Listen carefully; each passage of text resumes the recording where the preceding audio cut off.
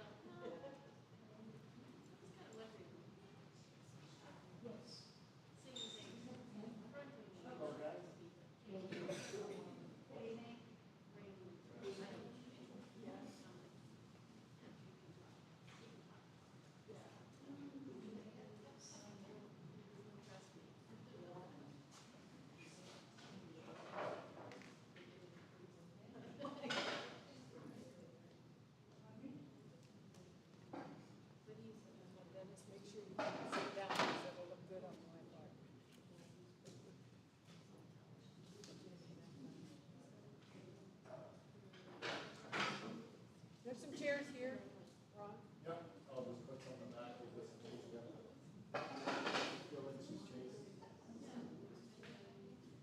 Don't let them sit down until these are full. You gotta look good on live. It's all about the profile of your community. Yeah, that's right. Always put the crowd facing the hard cam. That's a rule. And somebody can sit where I am.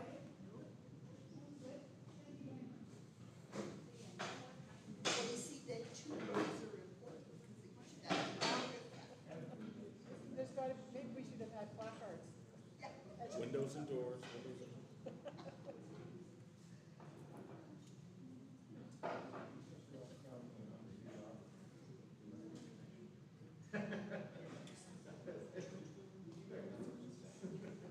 They must be Aaron's family. Partner, John. or he brought groupies.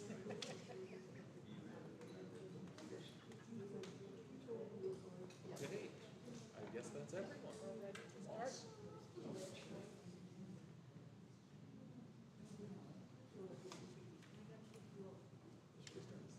So we just introduced, it's Dennis from 12 CSI.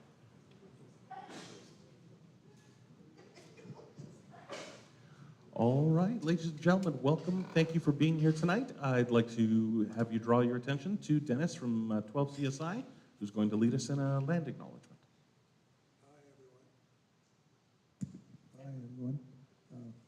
Dennis Ogle, Second Vice Chair, 12 CSI, the 12 Community Safety Initiative.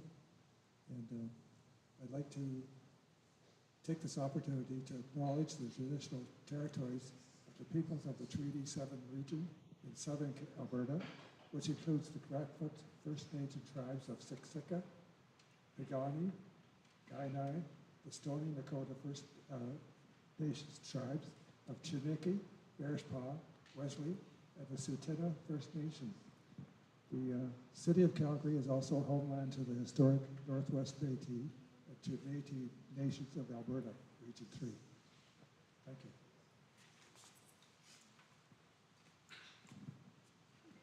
Thank you, Dennis. Is it on? Yeah, you're on. Okay. My name is Diane Danielson. I am one of the co-chairs, or I think officially vice chair of 12 Community Safety Initiative. And we are the sponsor of the forums, and there are 12 communities in the east area. It's about 90,000 people, 30,000 homes. So we are literally probably a city in our own right. And, excuse me, we have 4 ridings. So this is the first of one of the forums, okay? Unfortunately, all 3 of our candidates have not shown. But I'm going to start by just giving you a little bit of a tidbit about 12 CSI. 12 CSI is 12 Community Safety Initiative. We have 3 very, very basic goals. One is to educate around crime and bylaws. So I should say laws and bylaws. We try and enhance things through image, and we also try and work on our pride and image. And the third one is engagement, trying to make sure that people get engaged. Because if you're engaged in your community, it's actually a huge crime preventer. And by reaching these 3 goals, we actually use 4 basic committees, or teams, you might call them. One is in the area of diversity, because we are a very culturally diverse community. One is in youth, because if you're going to make a difference in the world, you still have to talk with your children and youth and get them involved in very positive ways. And then we have something around social disorder committee, and that really talks about bylaws. So we run quite a few programs through all of these 3. The 4th one is communication, and you've seen the Community Connector. It's the communication team that puts that out. We also do things like tip sheets, and the forum is one of these other ways that we can communicate with people. So that's just an just a little bit of an oversight, or what's the word? Overview. I won't tell you my age, but it is getting a little. And actually, the first page does talk quite a bit about 12 CSI, so if you want to read more detail. This is delivered to all 30,000 homes, and is basically paid through the partnerships. So we have community associations and some of our agencies that pay to be in here as partners. And then Larry Leach, who's our executive director, is phenomenal at getting ads, which helps pay for it as well. So we've been very fortunate because we actually have no money coming in other than that to put it out. And between printing and mailing costs, you know, there's a reason there. Our forums actually don't get any money, so we do it on 0 budget. And a particular thank you to Community Association halls that donate their hall. And I'd like to do a big thank you to Ron Shea, who's president of the Crossroads. Is that O'Shea? O'Shea. And I'd like to thank Ricardo and his son for helping a little bit setting up the video things. And I will, our communication team is small. Craig is way over there. Dennis Ogle is here, and myself, Diane Danielson. We make up the communication team. So please, if you want an area to volunteer, we really do need volunteers. Just like every other organization that needs volunteers. But we've been around for a while. 12 CSI has been around for over 10 years, and so, and I'm one of the co-founders, so we need people. And I'm sure Ron with Crossroads is saying the same thing. But the need is really great. I do know that the volunteer has gone down quite a bit. But one of the things that they did talk about volunteers was, in fact, a lot of the younger ones will volunteer for causes. Well, crime prevention and safety are huge. It's a huge cause. So we're just not doing it the right way. We need to figure out a way to target the younger crowd. So, have I said all my thank you? Oh, we need to thank Matt. I don't think he's going to be doing any work today. Matt, are you one of our ambassadors? Yes. One of our big programs is the ambassadors. So anybody who's traveled along 17th Avenue would know that the purple people, it's the purple people. And they help some of those very, very vulnerable people along 17th Avenue, and usually about a block on each side. Yeah. About how? Oh, okay. Okay. A lot more than that. So, so that's a program that's been very, very good, and we've actually gotten other grants going on from years to years. So, and a celebration. We just got word we have a casino coming. Woo! In 24. So, with that little bit of a commercial going on, I'll pass that over to. We're going to do. I think Joey's going to talk about that. We're going to change it a little bit. But I'm going to sit up here, and just so you know, I am going to take notes. Those notes will be typed up and sent to the candidates. And, gee, we missed you, but I think you need to hear what was said. Okay? So we may not be our hour and a half or so, but certainly they're going to hear what was said around this particular room. Okay? We'll pass it on to Joby Oberhofer. So close. So close. Oberhoffner. Hoffner with an N in it. With an N.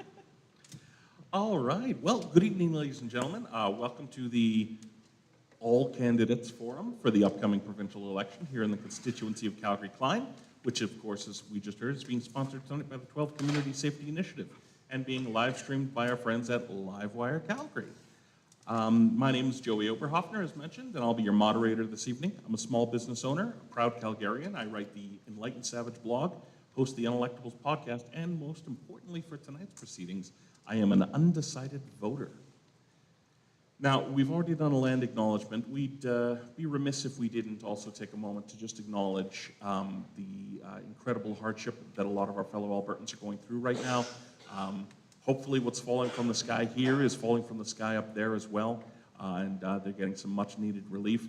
It's my understanding that the city of Calgary today opened up a hospitality center for evacuees at the Stampede grounds in the grandstand, so that's wonderful news. If anybody is watching who knows people who are looking for a place to go, the arms and doors of Albertans across the province are wide open for you this evening, so don't hesitate to ask for help. It's what Albertans have always been about. Now, before we get too far into tonight's proceedings, I just want to have a serious discussion with everybody here about the way in which we vote, because there's sometimes a fundamental misunderstanding on who we're voting for or how we're voting.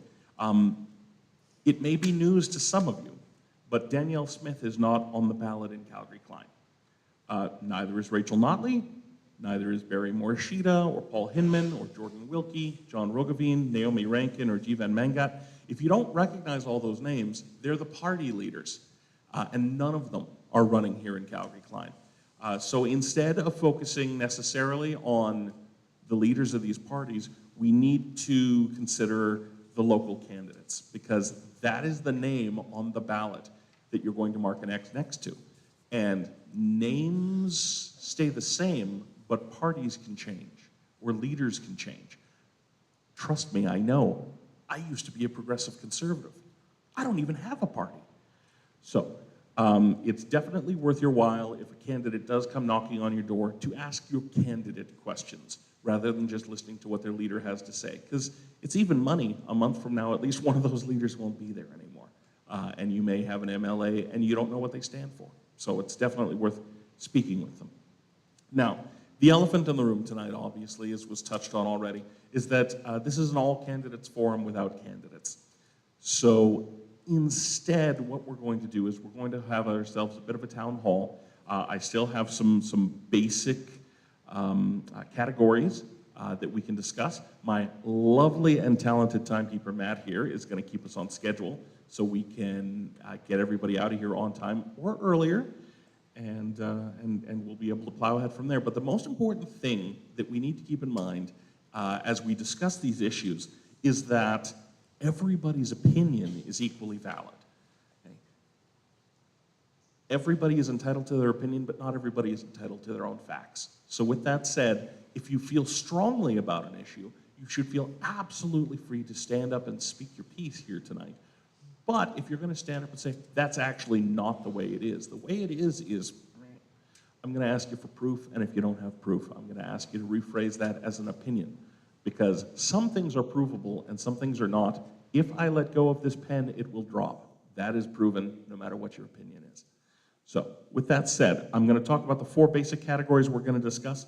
That is going to be Alberta's economy, healthcare, crime and public safety, and trust in government. I think a lot of the concerns that the community has been bringing up over the past few months from my conversations with 12 CSI will be encapsulated in one of those 4. If it is not, and if you don't have a chance to speak on your particular issue, our 12 CSI volunteers do have your Ask a Question forms here. We'd encourage you to fill those out. Those will also be included in the packet that we send to the candidates so that they can hopefully respond. If you put your contact information on them, I hope that the candidates will take the time to get in touch with you directly in response to your concerns. So please do not be shy about that, because they are applying for a job, and as such, they should be willing to talk to the boss. So with that said, we're going to jump into Alberta's economy first. And we're going to give this about 12 minutes, Matt. So if you can just keep us on time, that would be great.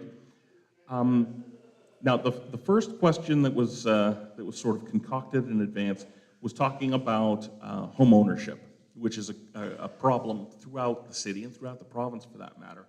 But with the affordability crisis and with inflation and with wages and inflation outstripping wages, a lot of people just can't, they're living paycheck to paycheck, and they can't afford to scrape together the minimum down payment on a single, even a modest single-family home.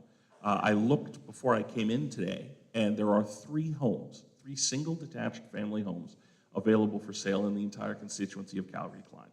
The average cost of those homes is $390,000. So if you were to make a minimum down payment on that home, it would be $39,000. Just by show of hands, how many people have $39,000 sitting in the bank not doing anything right now? 2, 3? Okay. So I know who my new best friends are. In the meantime, the question was going to be about what concrete steps the provincial government could take to help Albertans achieve the dream of home ownership. So let's talk a little bit about that, because there's a missing generation. Generation X, my people, are getting up there, but the millennials, a lot of millennials, people age 42 and under, are just giving up on the idea that they're ever going to be able to own a home in this or any other part of the city, for that matter. Does anybody have any ideas? What can we do? Yeah. Well, I've got to tell you, I'm finding that the millennials are going to be depending a lot on their parents for these down payments, because you're correct, wages and inflation haven't stayed together. Back in the 50s and 60s, they were head to head. I mean, going up, as inflation went up, wages went up as well.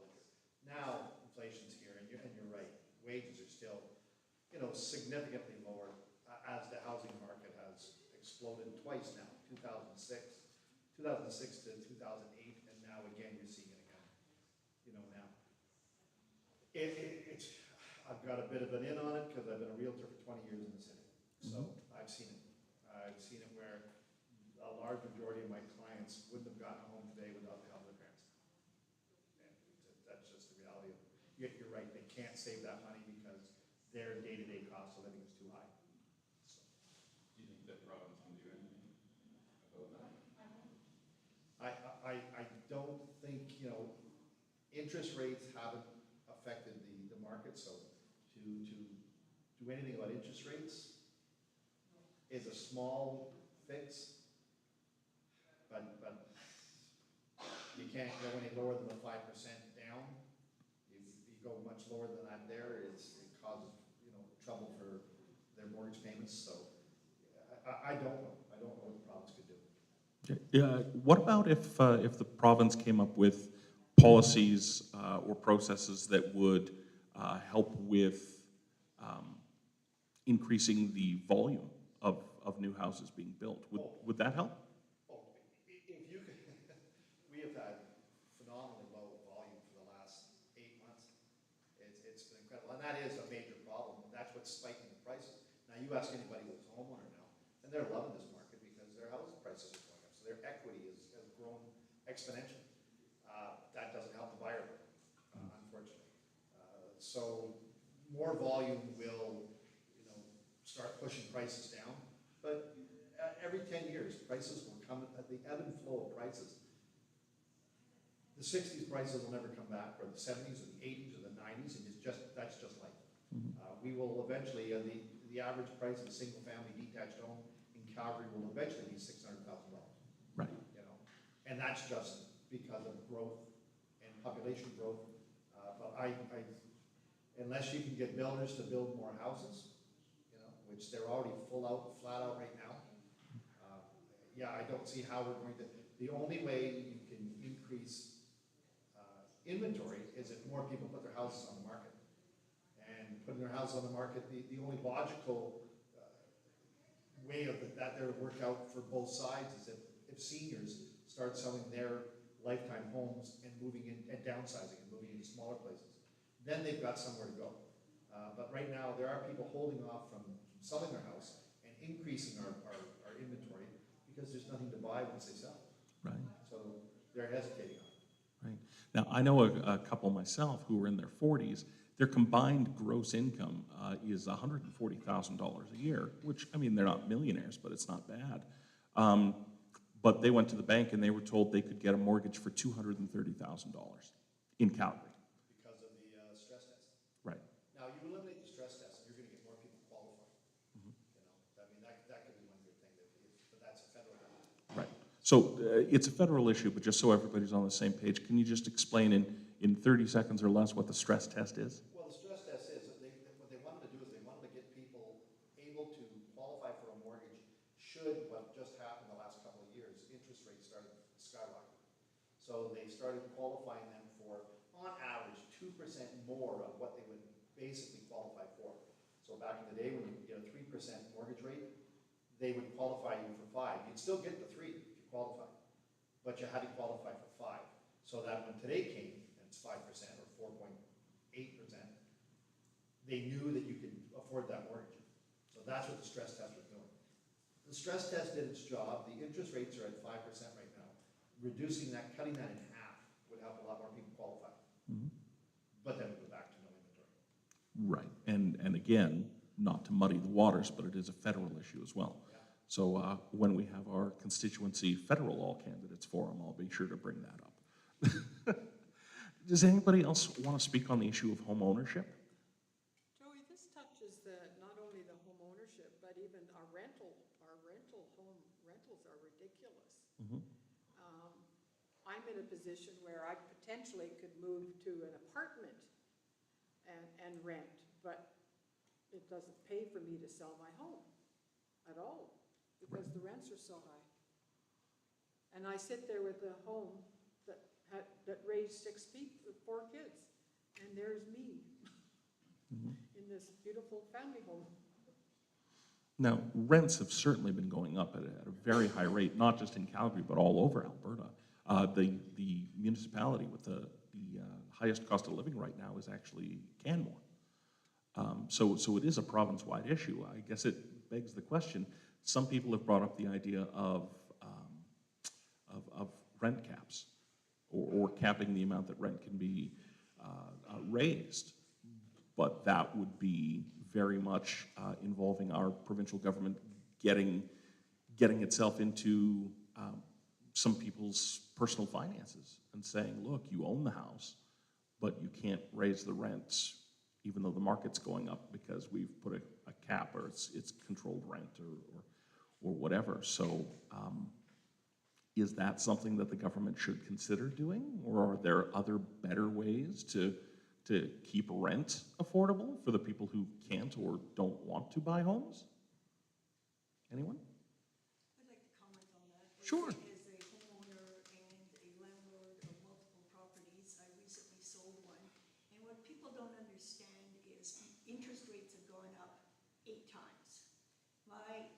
property insurance has almost doubled. My home insurance went from $677 a year to $1,600 a year. Then I had to replace a hot water tank, a roof, and my last tenant skipped out on the rent and cost me $5,000 in damage. So now I gotta go to court, I gotta pay court fees, and on and on and on and on. So what I collected in rent doesn't even cover my expenses. So these people who are, you know, saying, oh my God, landlords are gouging people, they don't understand what the bottom line is and what a landlord actually has to go through. Mhm. I sold one place last year, and it took almost a $40,000 loss because the realtor overestimated and said I should be able to get this, and then a week later, oh, I better drop the price, and in the last 20 minutes of negotiating, I had to drop it again in order to sell it. Wow. Yeah.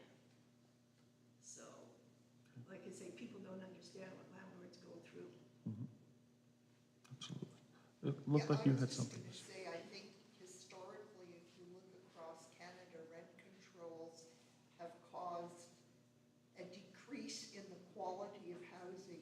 If you look at Manitoba and Ontario and what's happened. But I also think to look at housing, you should be looking at your municipality and what is their role when it comes to zoning, when it comes to putting a little suite on the back lot of somebody's house for rental. And so really, unless you approach housing from a municipal issue, it's not gonna change. Because your zoning is, people don't want they don't want a duplex next to their single family home. So you're not going to get ahead on inventory. Right. So it's a three issue. I mean, it's the municipalities have to play a role, the province and the feds. But the feds and the provinces are throwing money at housing, but it's not getting built. And the other problem is builders are running into the interest rate issue themselves. And so their materials have gone up. They don't have enough people to work, and they're paying interest rates on the money that they need to borrow to build the house.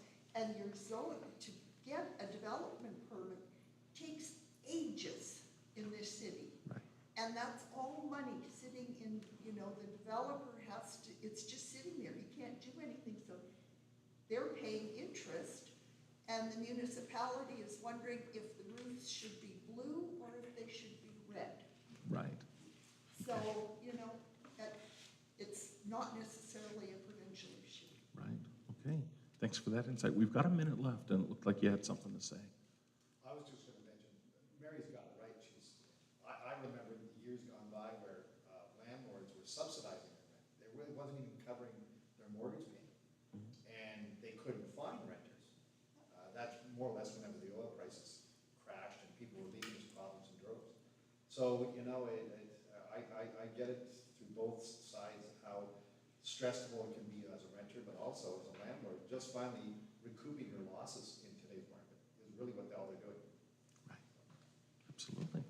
I mean, Okay. treating any investment like it's foolproof is also silly. Yeah. So, I mean, there's just. Hey, I'm fully invested in Bitcoin, so I've got it made. That is not true. I know my wife is watching this at home. I'm not, I promise. That's the full 12? Okay, that's great. Thank you, everybody, for this discussion. Some of the best things that Alberta or Canada or Calgary have ever done were ideas that were come up with by citizens, not by politicians. Believe it or not, the politicians don't know the answer to every problem. So maybe somebody in this room today is going to come up with a solution for one of these issues. I hope that's true. Maybe more than one of those, and then we can all vote for you. It definitely won't be me. I can promise you that. The second of the four general subjects for tonight's debate was healthcare. And there were a couple questions that were going to be asked at the outset. Has anybody accessed healthcare in Alberta in the last 4 years? Is this something we should talk about? Probably.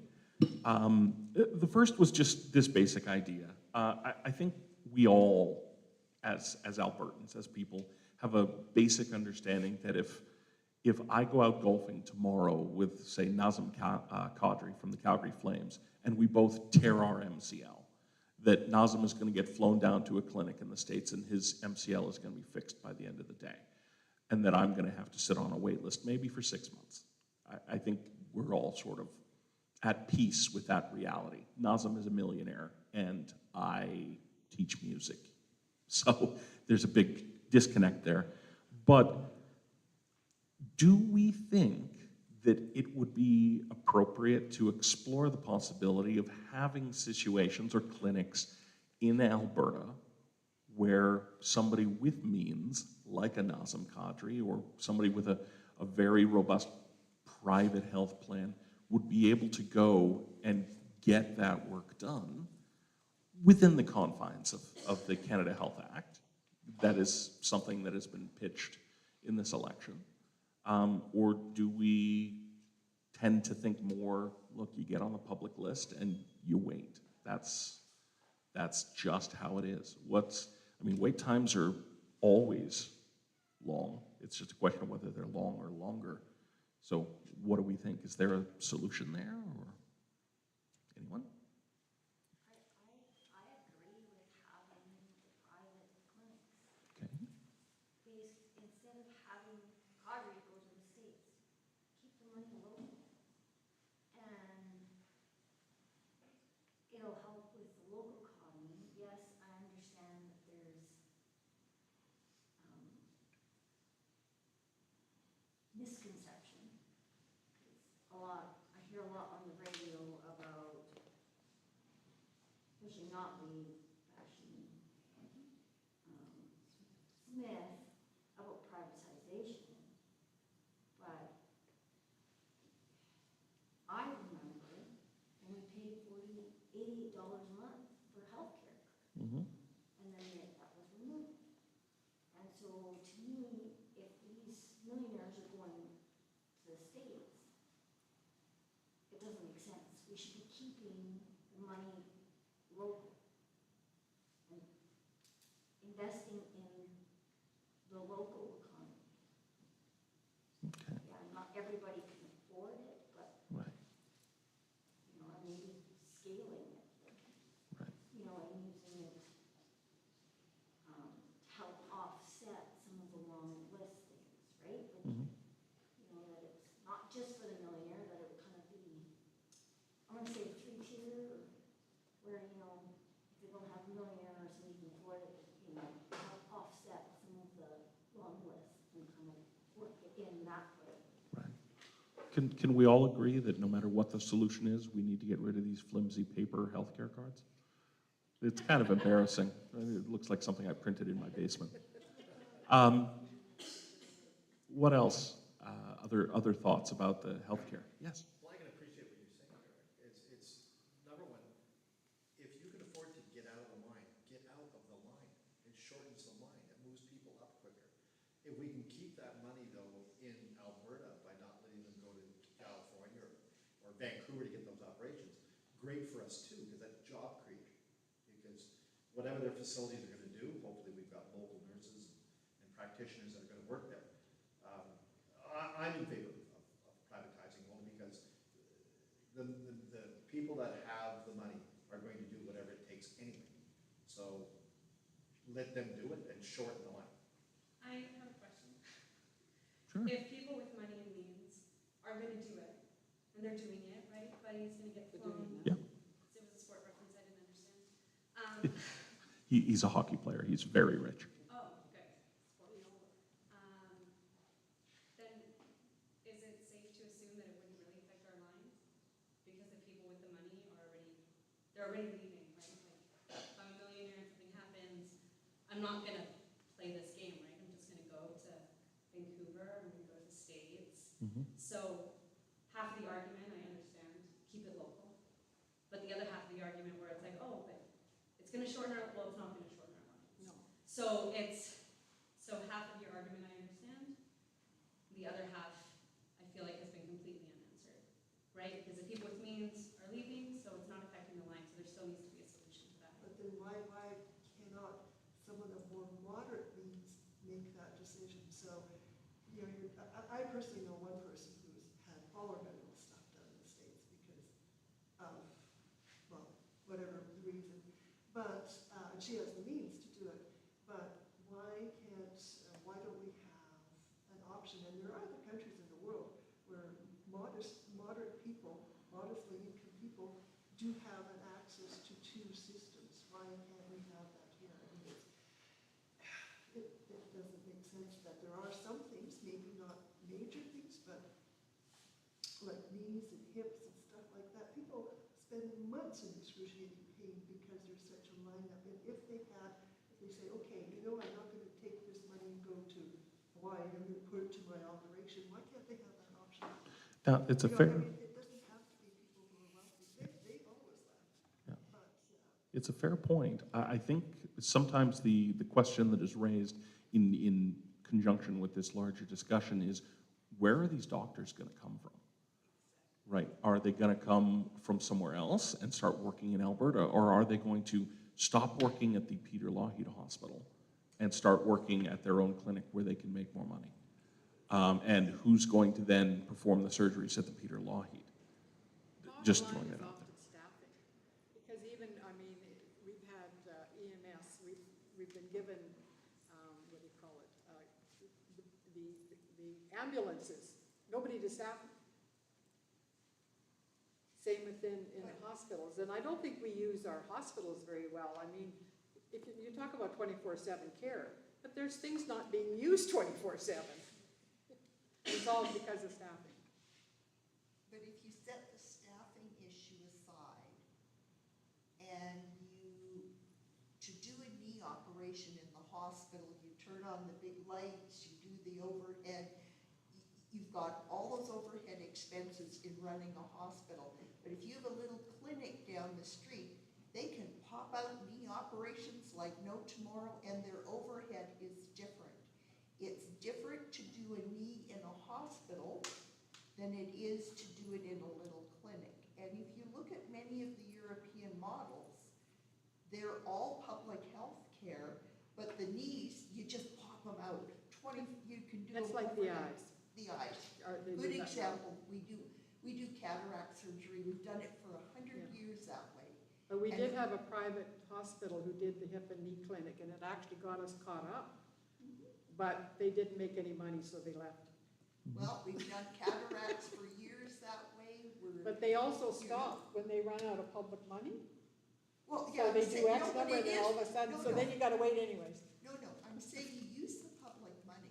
That's what they're doing in many, but it's cheaper to do an operation in a clinic because of less overhead than it is in a hospital. So the dollar you spend in a hospital, you could spend 2 in a clinic, but you use public dollars. Okay. And you run both systems side by side, and you do the cataract surgery. I mean, I don't think there's a person in this province who hasn't had private cataract surgery. But it's public dollars paying for it.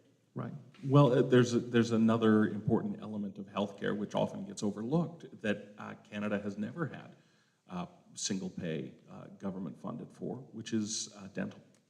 Right. I mean, we pretend that we don't have a two-tier system in a lot of cases when we very clearly do, because I pay out of pocket for my dentist. Right. And I've always paid out of pocket for my dentist. I'm always going to have to pay out of pocket for my dentist. And if I had more money, I might have a better dentist who could get me in sooner. And if I don't go to the dentist for 10 years and my teeth rot and fall out of my head, then I'm going to need to go to a doctor who's going to tell me they need to replace my jaw.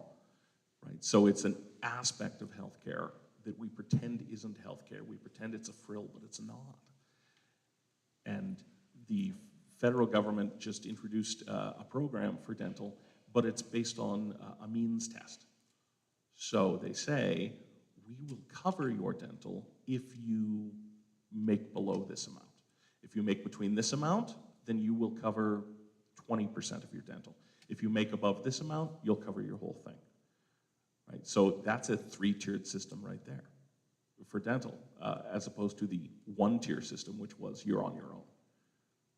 Is a tiered system worth exploring for something like healthcare? But dental wasn't supposed to be. So when they developed the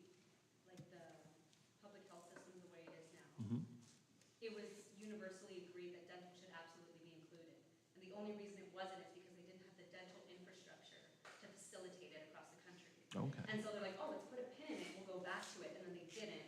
And personal opinion here, I think that the dentistry industry, we're the only province that has no regulation to cost. Yeah. So they can raise their rates as much as they want, there's no regulation here. And I think it's selfishness, right? So now there's so much resistance, they don't want it, because like, well, they're gonna lose money because it got into FAR. So now it's like this impossible system, and there are people who can't afford dentistry. So it's like, oh, there's this 3-tiered system, there's people that they're struggling, and so they have no options. And so of course you have to put this.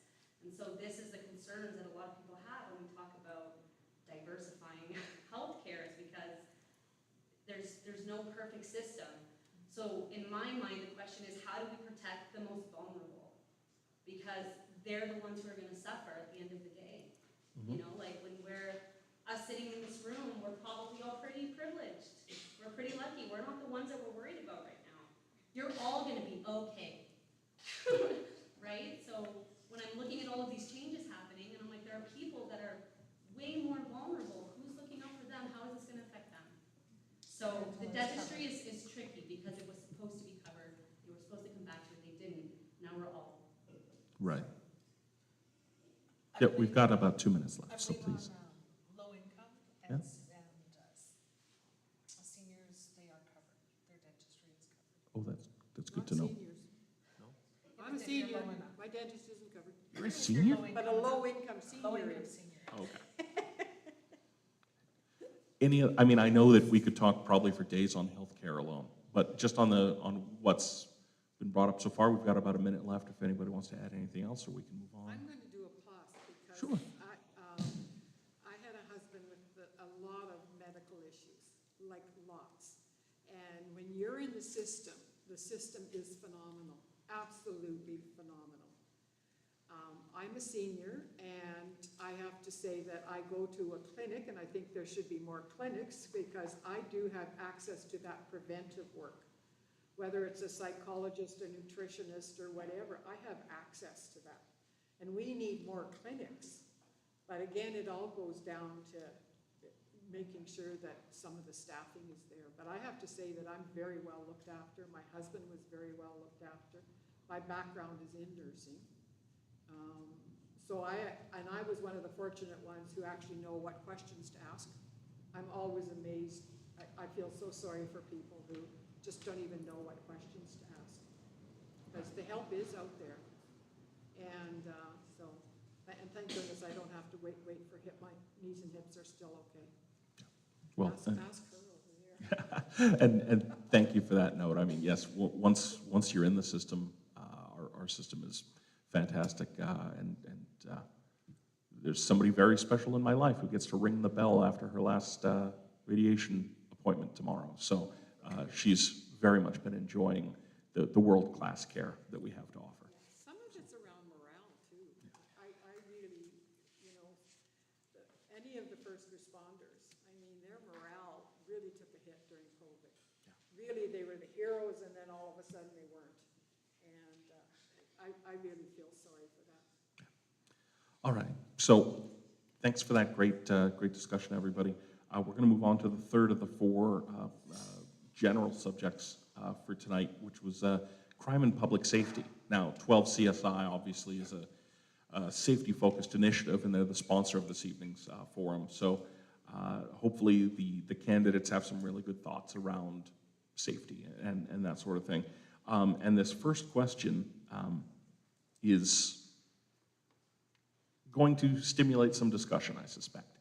The question was, to the candidates was, what does the phrase defund the police mean to you? And given that definition, do you agree that we should defund the police? Because the idea of defund the police started as a discussion and very quickly devolved into jingoism and slogans being thrown back and forth. And something that's gotten lost, I think, in that conversation is, okay, we're using defund the police as shorthand, but depending on which party you're from, you're using it to mean something different. So, to those of us in the room, what when you hear somebody say we should defund the police, what do you think they're talking about? We could ask any of our counselors. Taking away money from the police, that's defund means removal, to me, in my mind. But I don't know if that's the true definition, so. Well, again, I think the definition varies depending on who's saying it. You know, in much the same way that a lot of words in politics have been co-opted and turned around. And what does woke mean now? I know what it meant, but half the politicians walking around the neighborhood today say that woke is, you know, almost as bad as, I don't know, unsweetened iced tea. Like, what does woke mean? So, defund the police.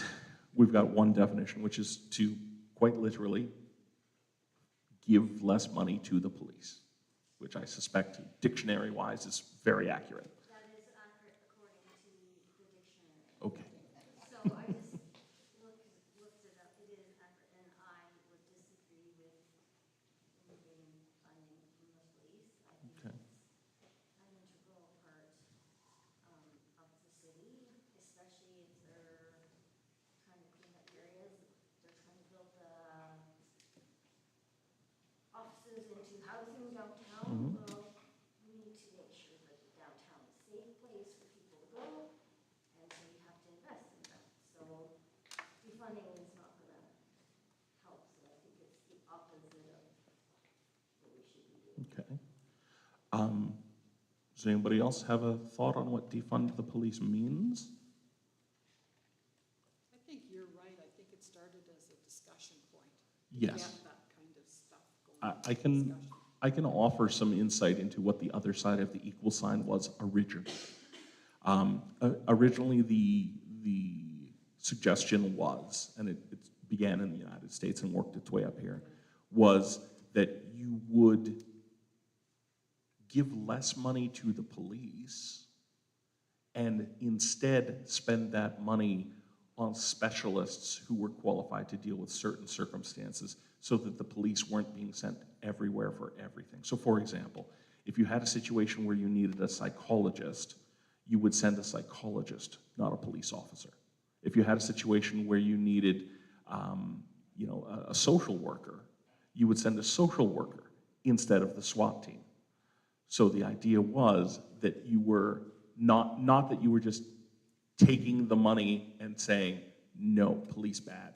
But instead you were saying, okay, you know what, we still have cops, and we're always going to need cops, and thank God for what they do, because it's incredibly difficult work, and I could never do it.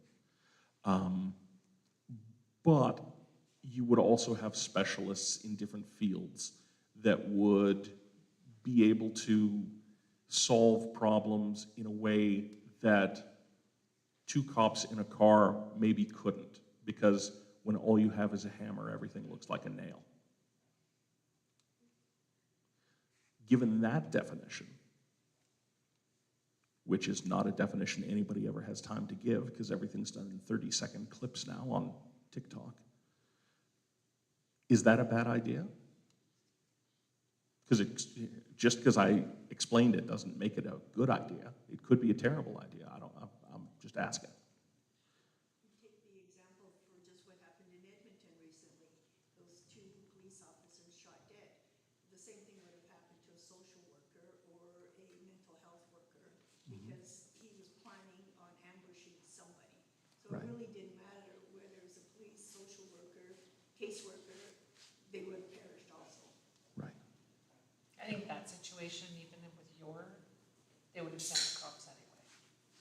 They wouldn't have sent a social worker. I mean, I can't say, I don't have a degree in policing, but I think if somebody in a decision-making capacity gets a call that there's somebody with a weapon saying he's going to kill somebody, that probably they're going to send people in body armor with tasers and guns, but maybe they would also send a psychologist or a trained negotiator or somebody who could, I mean,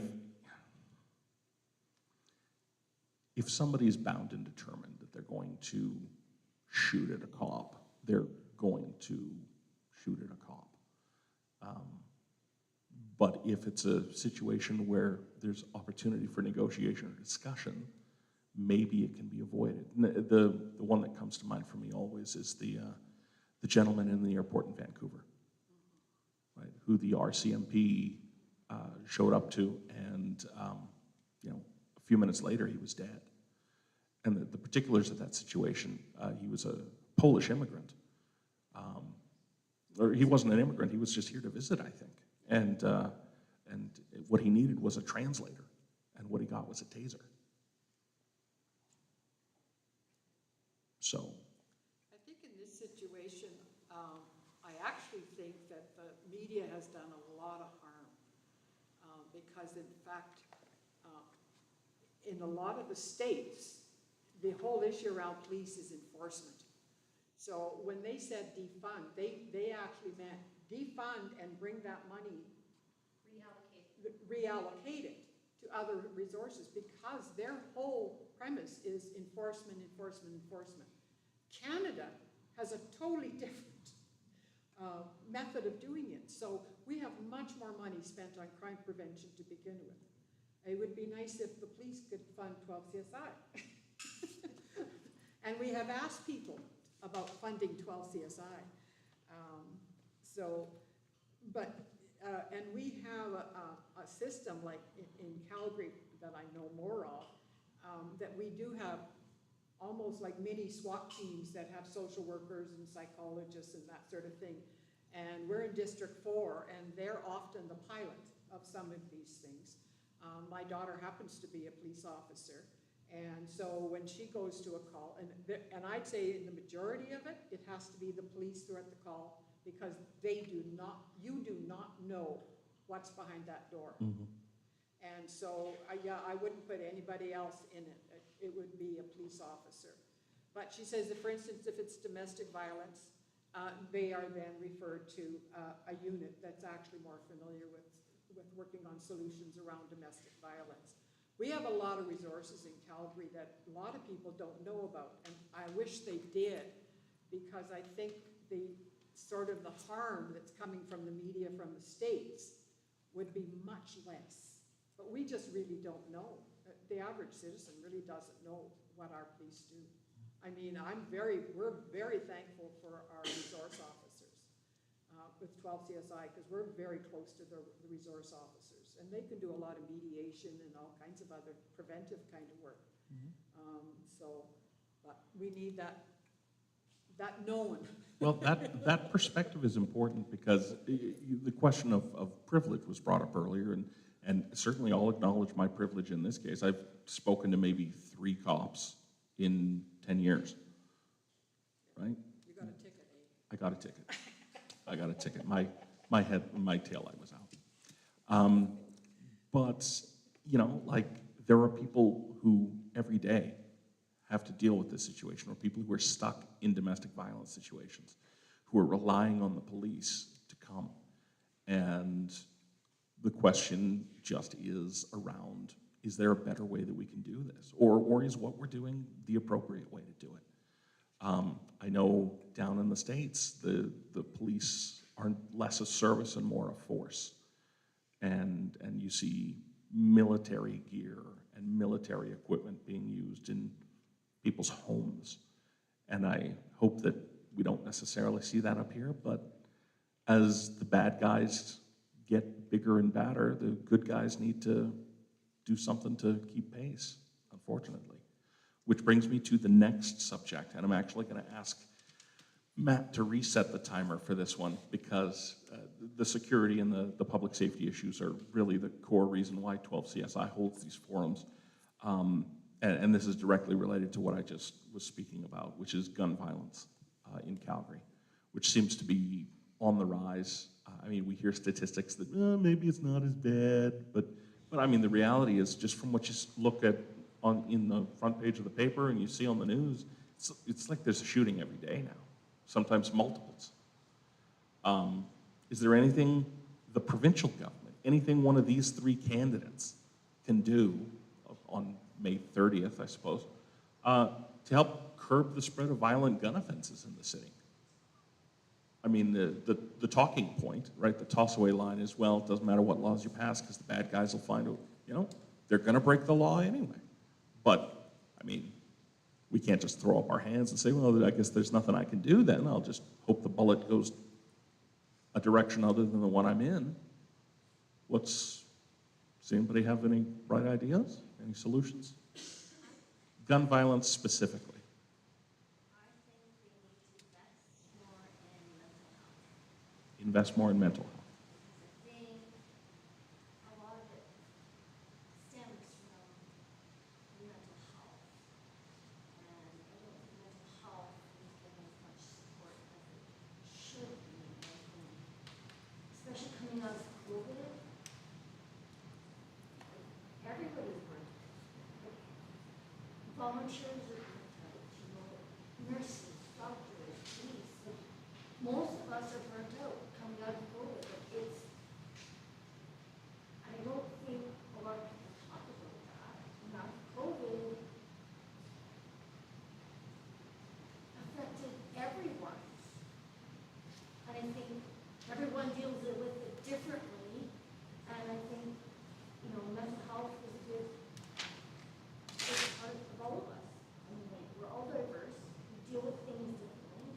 We have different life experience, which shapes us. And just because you were raised in an abusive home does not mean that you're going to be violent. Right. I come from an abusive home. I was raised by an abusive father, you know, so I think mental health is the key to helping reduce this. Okay. That's good insight. Is it fair to say, just looking at the demographics of the type of people who are generally getting arrested and charged for these gun offenses? What is that demographic? Well, We're not making assumptions. yeah, I'm just going to get to that. Is it fair to say that mental health with a particular focus on youth would be appropriate? Just because when I see the suspects or people being charged with gun offenses in the city, it's almost always somebody under the age of 30. It's got nothing to do with mental health. It's all about territory, gun, drug distribution. And it needs to start at the federal level where border officers need to be better trained, better equipment, because that's where the guns are coming from, is the US. Okay. So if we shut down the importation of guns, the problem would dry up eventually?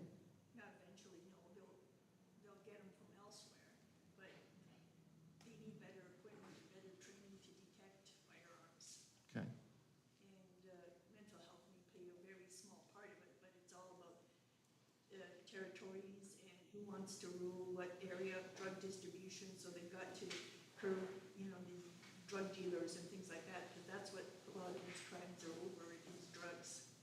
Okay. I hear that, though I do want to bring attention to the large number of gun incidents that we have between domestic partners as well. Those aren't about drugs usually or territory. That's about mental health and being an abusive dick. Right? But all of these drive-bys lately, you hear very few domestic situations. You hear more about drive-bys, turf wars, back alley shootings, rival gangs, young kids getting just shot, 15-year-olds at 2 o'clock in the morning getting gunned down in an alley. Right. I have a question. So like when you say it has nothing to do with mental health, is that because when you think of like mental health, you're thinking of like someone in like a mental health crisis? Because like when I think about mental health, I think of it more broader. So like if there's a youth who doesn't have like a supportive community, maybe like they don't have parents that are around, they don't have a place where they feel welcome or loved, they might be struggling from really low self-esteem. They may be slipping into depression, they may have anxiety. To me, that's mental health. They're going to be super susceptible, big word, they're going to be really susceptible to a gang role model coming in and being like, hey, we got you. You're alone, never again. We're your family. And suddenly, where there was a hole in where this person was feeling, which really is like, to me, a very real mental health situation, has become an opportunity for a predator to come in and kind of like scoop up these youth. And there have been countless studies. I was trying to cite one, because I know you're like giving facts, but I promise you it's real.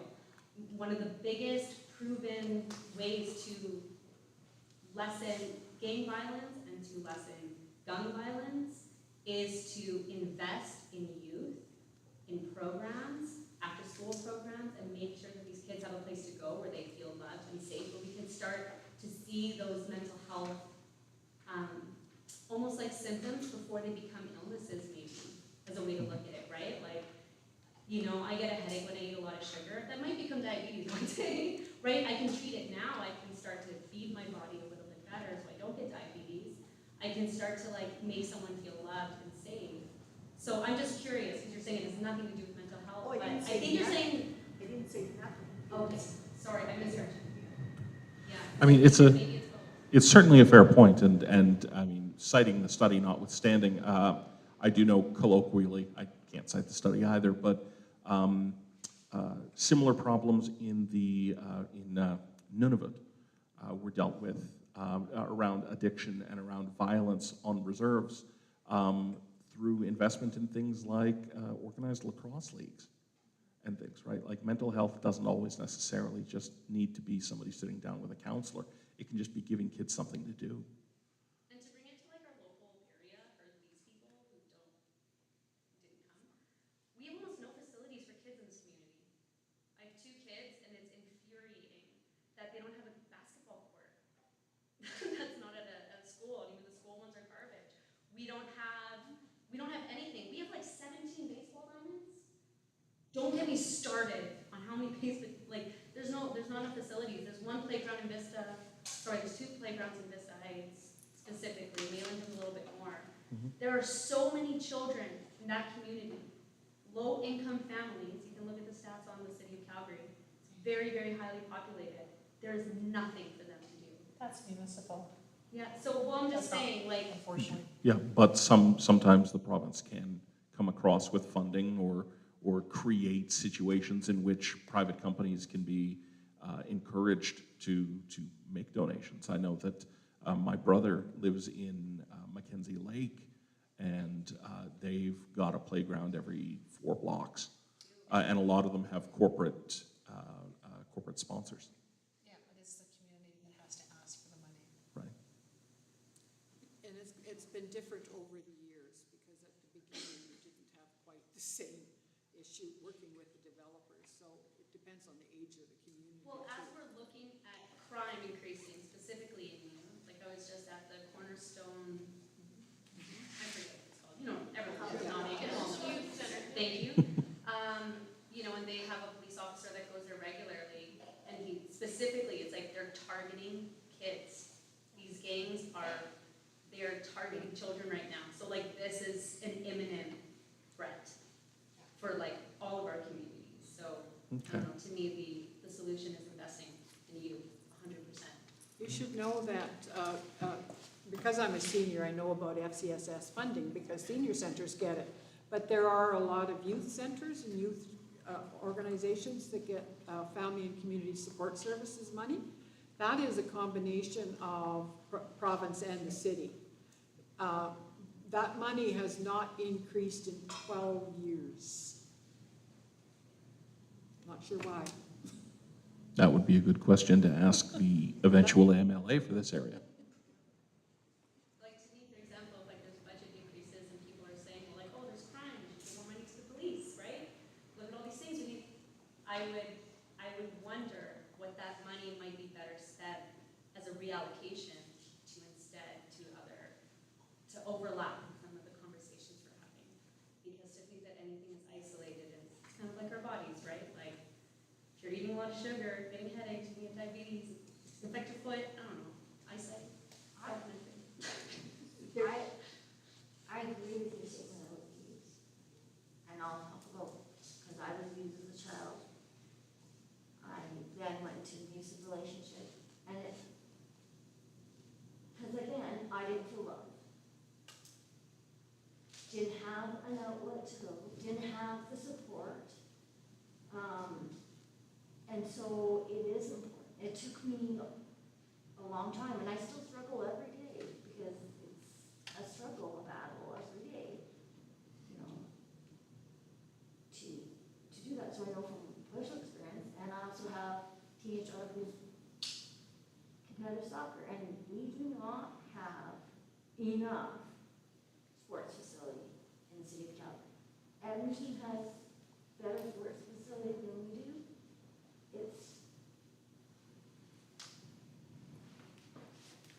It's important to invest in sports and, you know, arenas and soccer fields. Just and children. Basketball and, especially, you were talking about District 4. I know Crossroads is District 4 and District 5. Yeah, it is. I'm Vista not sure Heights which is in Vista 5. is. I always get confused which one it is, but Vista Heights is very isolated. One of the very isolated communities. We're surrounded by industrial. We have 16th Avenue. It's a big barrier. We're a small community. So, you know, we have to be creative in bringing our youth activities. And it might not be like a building. Maybe we need to invest in youth programs on both sides. Like, you know, the hall is great, but sometimes, and of course don't fit here, but sometimes 16th Avenue is a big barrier, right? So Yeah. sometimes we have to look at geographically too, of, you know, who we're serving. Well, and the point's been raised, and it's a point that's well made. And first of all, thank you for honoring us with your sharing. Sometimes it's a hard thing to talk about things we've been through, and thank you for sharing with us. A lot of these questions about you know, youth facilities and recreational facilities, these are, generally speaking, municipal and more local issues. And it's the people on the community association boards and the people who come out to town halls like this who really make a difference in things like that. But I'd be remiss if I didn't mention that the province did just invest $380 million in a recreational facility in Calgary, but unfortunately you have to be a millionaire to play in it. No, they didn't. Elite. They invested in the infrastructure. They invested in the infrastructure around the facility. That is true. All right. So there was a fourth subject that we were going to discuss with our candidates tonight, and it was the issue of trust in government, which has become very much a going conversation in Alberta, not just over the past few months, but over the past few years. During the pandemic, many Albertans disagreed with provincial leadership about even basic facts, like what was happening. Full disclosure, I've been fully vaccinated and my 5G signal has never been better. But, thank you for getting that. But, you know, it's just, right, we split into camps. And if you're not with me, you're against me. And if you're not vaxxed, you're some kind of terrible person. And if you took the vaccine, you're a sheep and you're a tool of the World Health Organization. And oh my God, it's been a lot. Can we all just take a breath and be thankful that at least that part of the pandemic is over? I mean, people are still sick. People are still dying from this thing. But at least we're not yelling at each other anymore about who's wearing masks and who's gotten jabbed. And so. And the World Health Organization has deemed it over. The World Health Organization has said it's no longer a critical or global threat. So the question is, how can our next government, no matter who's in charge of it, work to restore trust with the people that it is working in all of our best interests? Not take vacations when you're told to stay home like the rest of us did. Not take vacations. Yes, Mr. Nixon in Hawaii with his family. I think I remember hearing something about that. Practice what you preach. Isn't that what parents are supposed to do? Okay. What else? How can our next premier restore trust, right? It would be an unusual sight for a premier of Alberta to stand at a podium and say something and have everybody go, yeah, I believe that. It's been a long time. Tell us what you're gonna do for us instead of bashing the candidate, the other candidate. Okay, that's a fair point. Okay. Peter Lougheed famously said that if you say your opponent's name, you're doing politics wrong. And he won a lot of elections with that philosophy. What else? What else can our next government do to help us trust them?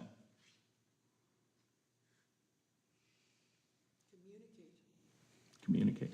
Yeah, we don't often get that 360-degree thing, where if they're doing something, we don't get that what's coming back Okay. and what the answer is. Sometimes we don't like the answer, and unfortunately, that some people get really annoyed, but sometimes that has to be the answer. Mm-hmm. Okay. And I think that there's a truism in there about relationships generally, right? That if we're communicating openly, even if we don't ultimately agree, we'll at least both feel respected in the process. So that's I think it may be as simple as the MLAs being more connected to their communities. Okay. We don't have that. So what are What do you mean? yeah, what are ways in which that can happen? Because I know MLAs right now, they have offices and they have monthly newsletters, and I know a lot of them, but I don't know if it's true up here. A lot of them have monthly town halls or monthly open houses. Would it be something more frequent or more immediate than that? We don't have that. No. I've seen this guy at my door. Which one? Nixon. Nixon. At my door probably 5 or 6 times in 4 years. Mm-hmm. And I've talked to my sister, she's never seen hers. And hers is an NDP. So I'm happy that he's. Do you live across from a polling Throughout station? the 4 years, he's been knocking on my door Right. and asking what I think. Yeah. There's individual MLAs who will do that, and and I don't think it's even party related. Yeah. It's- In it's- fairness, yeah, it's But at least easy he's to looking.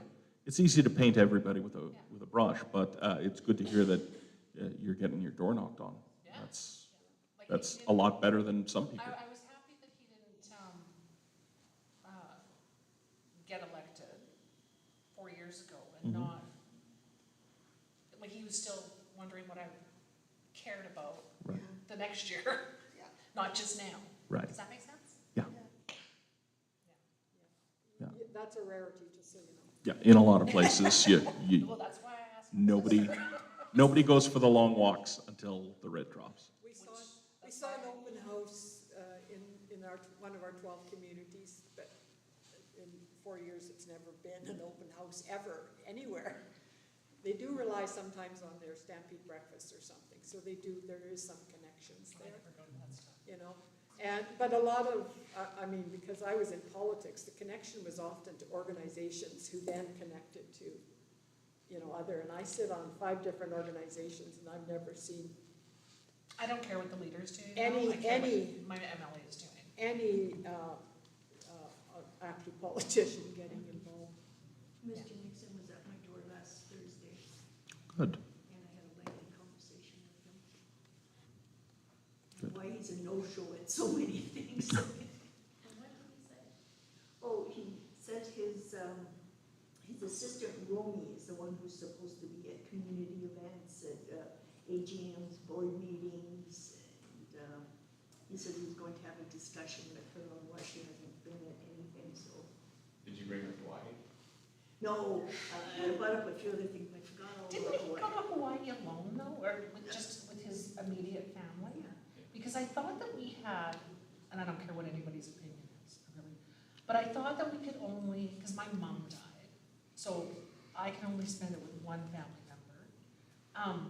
But as long as he went alone or with his, what were we calling them at that time? Cohorts. Thank you. It was legal. His bubble. Your cohort, as long as you were going with your cohort and just hanging with your cohort, then that was fine, I thought. Yeah, no, he didn't break any laws or. No. He was allowed to do He it, but doesn't they smuggle told, out of the country. they told everyone to not travel. They advised people not to travel. I thought Hawaii was deemed a safe zone. No. To go back to your original question, Yeah. which was how Trust. can they instill trust in everyone? Mhm. I just think it's such a silly question, because it's not possible in the way the world is right now. It's too divided, it's too polarized, it's an unrealistic question. So it's kind of like, what if the sky was purple? What would you think? Would that be, it's irrelevant, it's a silly question. I think that there's better questions to be asked, on like, how can we start to make conversation, like, things less toxic, right? Like, I think people are probably still almost fearful to bring up certain topics or to say they're vaccinated or put on a mask or, whatever side you're on. Like, the culture has changed. No one politician will unite us all. Like, Well, it's not a Tolkien movie. Yeah. So I guess that there's just, in my mind, I mean, by all means, people have ideas, and I'm just a cynic, but I'm a pretty optimistic person, so I don't know. I just don't think it's a realistic question, and I don't think that any politician's time would be best spent trying to figure out how to do that. Mhm. I think that, I don't know, I just think it's silly. I think, and I'll take that, I'll take that to heart. I didn't mean, no, No, I sleep over it, is what I meant. No. No, I just mean, it's unrealistic. Yeah. I don't see it happening. But there are things you can do. You can genuinely listen and be respectful, even though you may not be with that person's program or whatever, or their line of thought.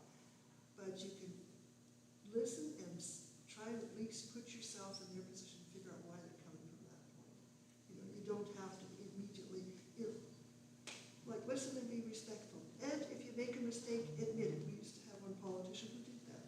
Make a mistake, come out and say, instead of saying, going over and trying to say, this and this, no. They just used to say, yeah, I messed that up, and then go on.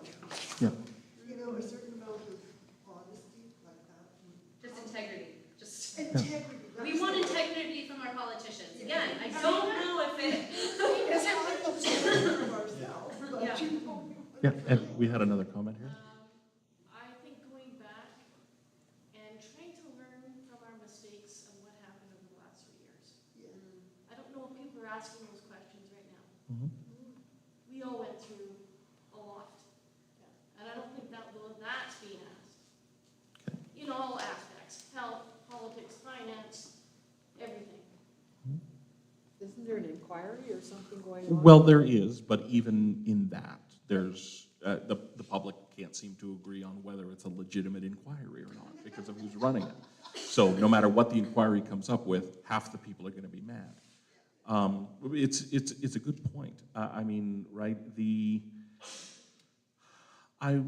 in a previous life, I was heavily involved in partisan politics, and now I'm paying for my sins by volunteering at town halls.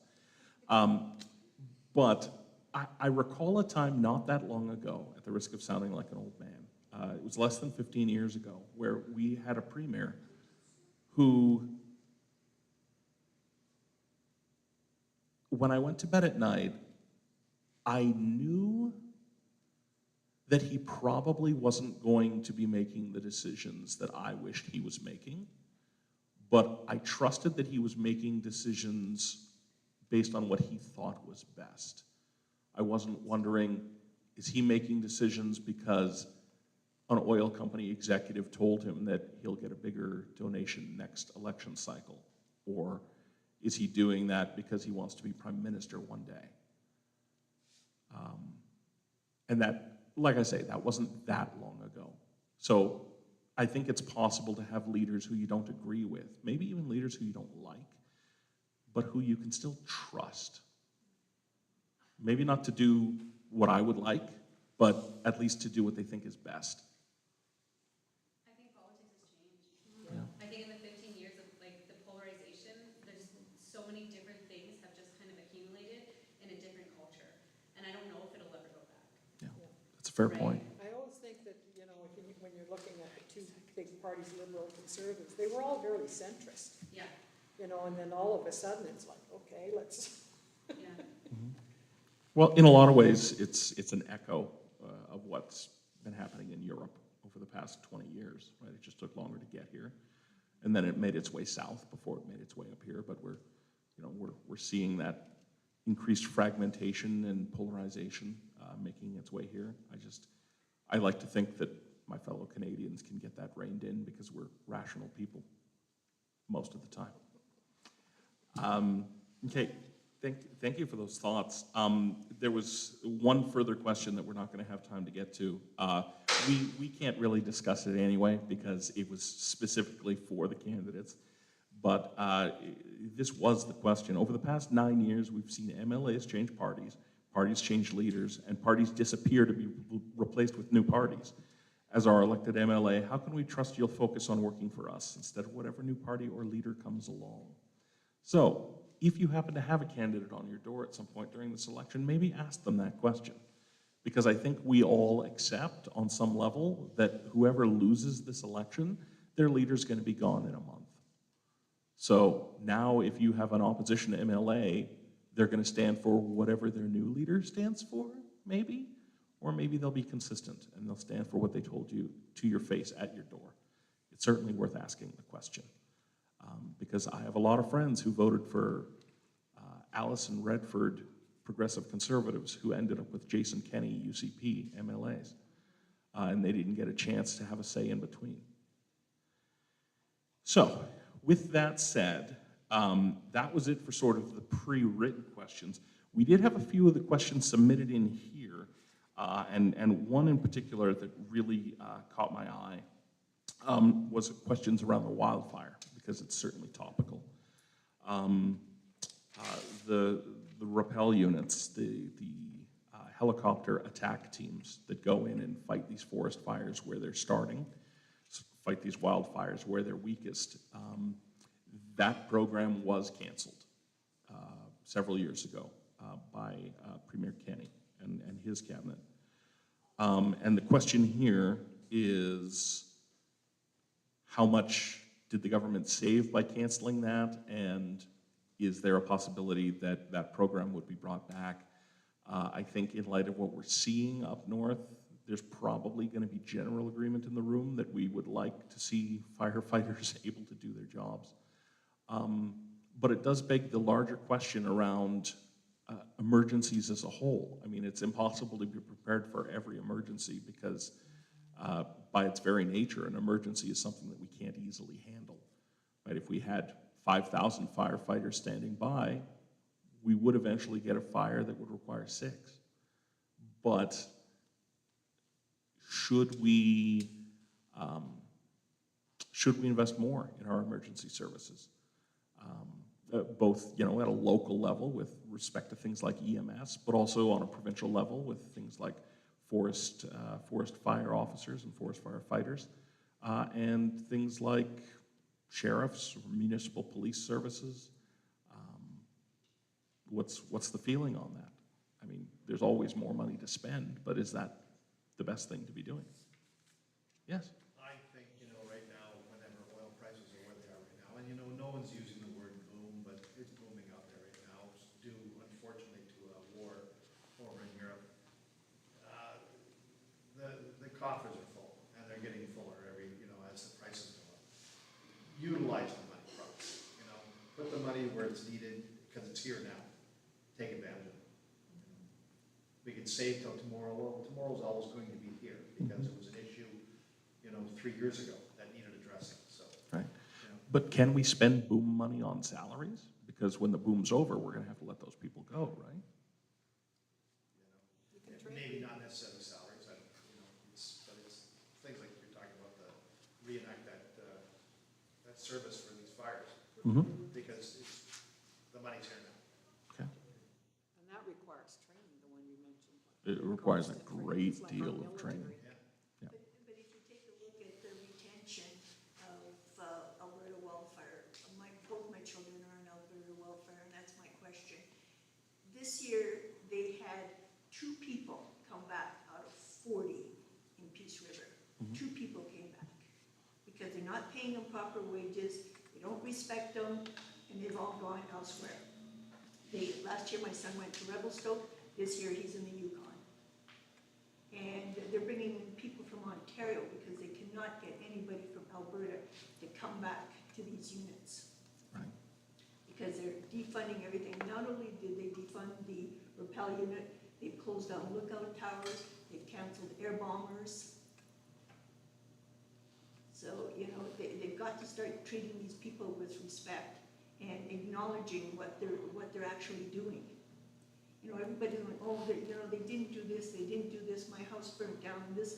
Nobody said thank you to those people yet. Not a single thing.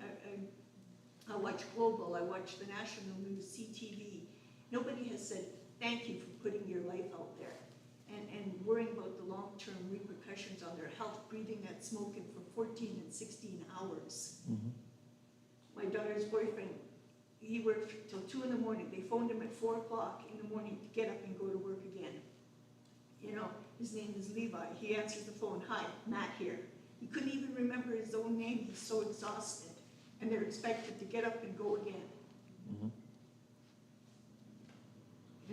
They just, like Ron said, use the money where it is. Train these people properly and make people want to come back and help Alberta and help where they can be, you know, best used. Yeah, I mean, it's definitely, I mean, in terms of jobs that are dangerous, I don't know off the top of my head that I can think of something more dangerous than, you know, being not just a firefighter, but a wild firefighter.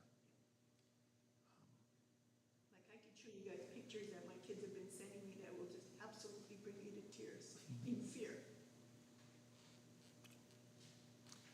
Are there any other thoughts about how the provincial government can supplement or fix the support for programs like that? I mean, I know that the salaries and the wages that they're paid are tied into they're all collectively bargained with the larger AUPE agreement.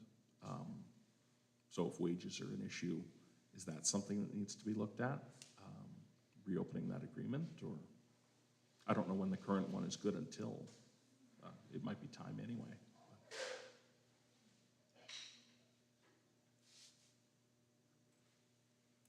Okay. All right. Well, folks, it's 8:30, so we do have a little bit of time left. If anybody has any other pressing issues they'd like to bring up, either for discussion generally or just because they really want it noted down so our candidates for MLA can get back to you. If you'd like some time to really think about how best to construct your question, you can certainly take that and then fill this out or email it to 12CSI, and they'll be able to forward it to the candidates as well. But yes, by all means. Sure. I'm not sure. So, I don't know who said this, but I keep hearing that, you know, they want to make better jobs. That's great, but what is considered a better, what do they consider a better job? Right? Because what's the definition of a better job?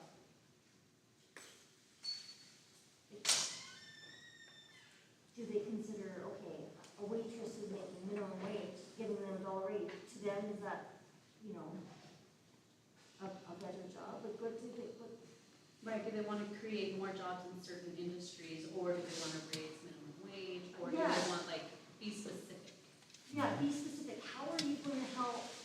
And I imagine, I don't mean money, but I do think they need to be looking at how can they help people, you know,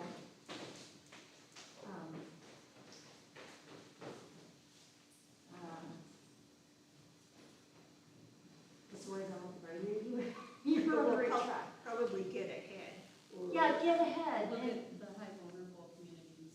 yeah, and help those, because I grew up poor, I grew up, you know, so I know what it's like. How are we gonna help the vulnerable and, you know, get them ahead and better paying jobs? What's the definition of better paying job? What's the plan? Just saying a better paying job or? Well, that's a really, really important point, because the people who are having trouble getting ahead or the people who are already disadvantaged, they're getting more so. And that was in the preamble to one of the questions we didn't get to ask tonight. Since 2015, inflation in Alberta has been over 14%. It's been closer to 14.6. Average wages have gone up by 9%. So if you were barely making it in 2015 on average, you're worse off now, 8 years later. Right, and the reason I picked 2015 is so no candidate can blame the other party exclusively. Right, because Team Orange and Team Blue both had 4 years to fix it, and we're still 5% back, further back than we were in 2015. So there is a widening gap between what I can earn and what I need to actually live, and maybe put some money away for a house, or put some money away to replace my car, or put some money away for my kids' band camp, right? Like, so yes, that's an important question. When we talk about better jobs, are we talking about better jobs but just for people who already have engineering degrees, right? Or are we talking about luring Google here, but if you're not already a high-powered executive somewhere, it's not going to do you any good? Or are we talking about finding a way to lift a lot of the working poor out of those situations? Because a rising tide lifts all ships, right? That last one is easy to say, but damn near impossible to do, right? So I don't want anybody to think that I'm suggesting, oh, that last one is obviously the correct answer, and it's so easy. It's obviously not easy. It's incredibly difficult. Yes? And a better paying job doesn't make it a better job. That's very true. And I think, It could increase the stress level, and it's not what a lot of people want. Right. and Ron, you mentioned about, we're kind of in a boom right now. Alberta is still really dependent on oil and gas. And there's been attempts at kind of getting a little bit more diversity, but not sure, and with climate change, the focus has got to change a little bit. I guess we've got some of the stuff you need for electrical batteries. Well, I understand that in the research I did before the forum tonight, that 24% of Alberta's economy is directly tied to oil, gas, and mineral extraction. But the indirect impact on Alberta's economy is about 60%. An investment banker would tell you that it's not a good way to invest your money. Right. You went to an investment banker, like 60% of everything I got into this one thing. They'd be like, pause. Yeah. Let me redirect you. Yeah. So to retranslate that, if you shut down oil and gas tomorrow, if somebody in Davenport, Iowa, discovers a way to run cars on salt water, 6 out of every 10 jobs in Alberta would be gone within 6 months, which is a pretty sobering idea. And we do have water, but no salt. Can I speak to that? 'Cause I'm Yes, engineer. by all means. And I work in oil and gas, so everybody's got this idea that oil and gas is so dirty and that. Do you know that we are trying to make it cleaner? Alberta has clean oil and gas. We're trying to reduce emissions. We're trying to, they need to invest money into helping the companies install these to reduce emissions too, right? Like, we want to reduce emissions. Yeah. But some of the solutions cost money. Yeah. And, natural gas is, we're investing a lot of time and energy to make it cleaner, to reduce emissions. So it's important to us. Yeah. And a lot of the wind and solar projects in Alberta are being put in place by the large oil and gas companies too, right? They are diversifying their sources of energy, right? So in a lot of ways, the industry is leading and the province is following.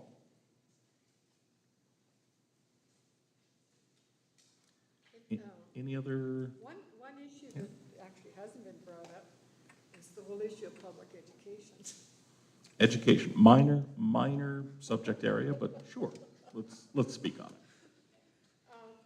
Because we talked about youth, children and youth, and our public, I mean, I wouldn't be where I am today if it wasn't for public education in Canada, plain and simple. And my kids have done extremely well by using the public education system. But it is a little bit like when we talked about healthcare. There's an issue around public education that absolutely is, to me, a basic principle of Canada. So I don't want any of that. And then it goes to class sizes and that sort of thing, because right now that is something the province can do. Is, unfortunately, they took over a lot of the money control, but I mean, class sizes have been an ongoing issue in Alberta since I was in elementary school, and we rode dinosaurs each way. But it is something that can definitely be addressed by the provincial government, provided they can, again, just like the conversation with the healthcare workers, provided they can find educators. Right? You can't just wave a wand and make teachers appear, even if you want to. I don't think that's a problem.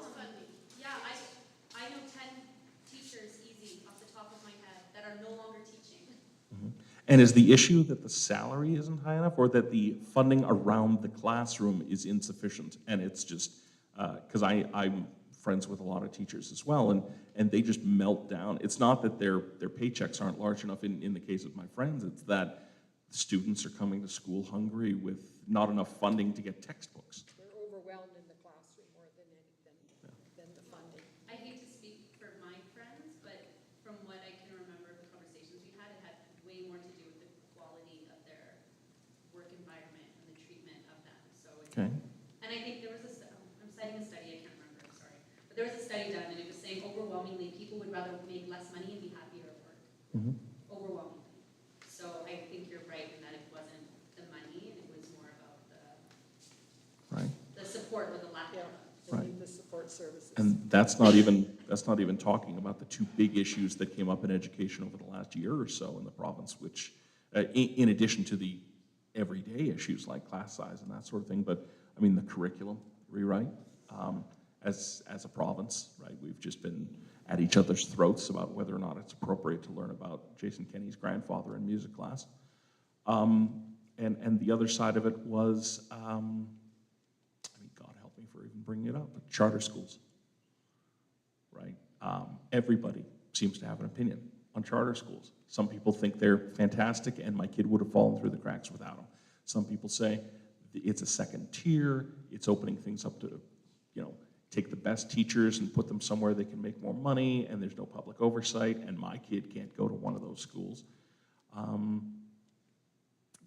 Yet Alberta is, I think, I might be wrong on this, are we the only ones? Yes. Yeah, Alberta is the only province that publicly funds charter schools. Is that? And the most money to privates. Yeah, so is that a good thing? Is that Alberta supporting students no matter where they are best educated? Or is that a bad thing because we're taking money out of the public system? I don't know the answer. I don't actually have kids. You tell me. My kids go to a charter school. Yeah. I can, because I'm also on my daughter's school council. Mm-hmm. It's not just a lack of teachers, it's a lack of physical buildings. When they talk about class sizes, they forget to say that we don't have enough schools for our kids. Like my daughter's school is they have this magical capacity number. Well, we're getting it, and it's waiting for a new school, and then you have to. Space is a problem. The province is not building schools fast enough for all sectors, public, Catholic, the Francophone, all school divisions. As for charter. You can go around. So my daughter falls under the public school. She's the Francophone school board, which is public funded with the Catholic and the CBE. So her school is kind of with basketball and all those fun schools against some of the charter schools.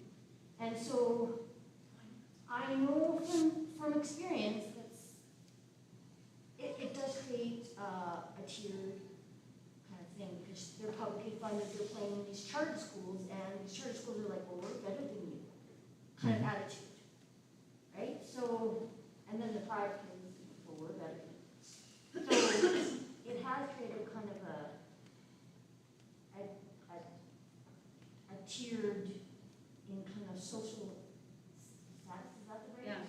But that's not necessarily true, and I know the woman with very low economic needs and charter schools saved her kids because she worked out a way to, was able to get them in through some program that was many years ago, but they saved her daughters because they were not getting in where the public school.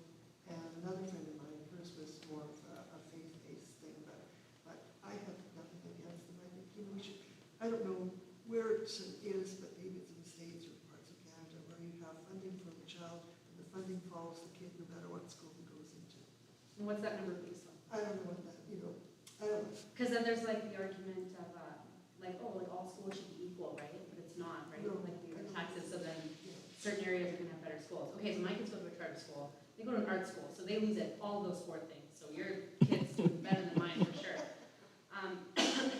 My kids go to a charter school. I don't think Alberta should have charter schools. So I was pretty morally conflicted by choosing a charter school. The reason I did it is because I just have that little faith in the public system, and I have enough privilege that I was able to make that decision for my child. Because I'm like, at the end of the day, I want to just I want to give them the best chance they can to keep fighting the fight that we're going to have to be fighting for a very long time. The charter school, as much as I understand it, it's like 50% of the funding is privately from the families, and then 50% is from the government, but only in certain things. So we, for example, we have to supply our own buildings, or we get like rundown schools that the public schools like, this isn't, no one should be in here, you can have that. So that's what like my kids go to, like a rundown building. And at the end of the day, they're taking money away from the system that wasn't, like it's just, we're not, it kind of goes back to like the programming for children. Our society doesn't prioritize children. I feel pretty confident in saying that, even if it's controversial. Like we don't prioritize children. And you know, if you're gonna need a doctor one day, or if you're gonna need a lawyer one day, or if you're gonna need any professional of any kind one day, invest in the children. And so charter schools, they shouldn't exist because they ultimately take dollars away from children that aren't having what I think the standard of care should be in a school met, right? There's so many gaps. I'm sure if all of us were asked to make a list of 10 things that could be done better for our children, we would have a list of this many different things. And but my kids go to one. But happily, if they got rid of it and like we're going to reallocate it, I'd be like, yeah, that's probably a great thing. Okay, yeah. Now, if we can get hip and knee replacements on a division of these charter schools, I think, oh, There we go. we could combine 2 industries. I would say if you can accurately solve a math problem that makes use of bedmas, you can get your hip done. Because we all remember bedmas, yes? Bracket, exponent, divide, multiply, add, subtract, order of operations. What year was that taught? It was long out of it. Still is. It would be interesting if charter schools were developed as experimental schools, so that what we learned in charter schools could be transferred over to the other. Well, that can be a choice within the charter school, right? So, But like, we didn't, for that wasn't example, part my of it. kid's school kind of is. It's structured completely different. Yeah. And so it'll be interesting to see how it does, because they took kind of a philosophy from Europe, which is irrelevant, but a lot of times it's not. A lot of times it's faith-based, or it can be, you know, focused on certain things. Like there's a sports school and they cater to kids training for the Olympics, right? They're gone training for 3 months of the year. They couldn't function in a traditional school, but maybe there's other solutions. I don't know. I'm not saying charter schools are bad. I'm saying. Yeah, I'm just saying the schools are tiered. There's the public, there's the charter, and then there's the private. Right? You've got, and they all kind of serve different people. Right? So. But that rivalry is always gonna be there. Like I'm from Lethbridge, and it was the north side versus the south side, the Catholics versus the non-Catholic. That rivalry will always. So whether you're in a charter, a public, or a Catholic, you're gonna have elite basketball players, you're gonna have all-star football teams, you're gonna have great artists. And so, that's And never gonna change. that rivalry in Lethbridge is a real thing, and what makes it all the more embarrassing is we all know the west side is the best. The west side didn't exist. So, go Columbia Bay. All right. Any other thoughts that we wanted to share as a group? I just want to say how warm and fuzzy I feel inside that we've been able to have conversations where clearly we don't all agree on various subjects, but we've been able to do that with so much respect for each other as people and as citizens, and that just makes me feel really good because we've already talked about this multiple times tonight. Like, the norm has become to stand up and shout and demonize people who disagree with you. And the fact that that didn't happen tonight makes me feel very good about my fellow citizens. So thank you for making me feel all warm and fuzzy tonight. Well, I'd like to thank 12 CSI. for organizing this. I know you've done the city meetings here and have all this, Yeah, we great try and stuff. do it with every election, and we've Yeah. been doing it for quite a few now. Yeah. Yeah, so we It's do the great. federal, we've done everything.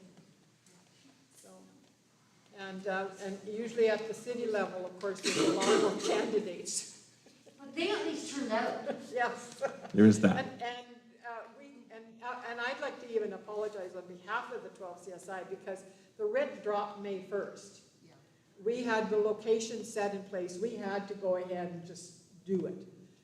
And we don't know if there was conflicts, personal conflicts. There could easily have been. The only one who actually that I know of personally is Jeremy Nixon's campaign phoned me.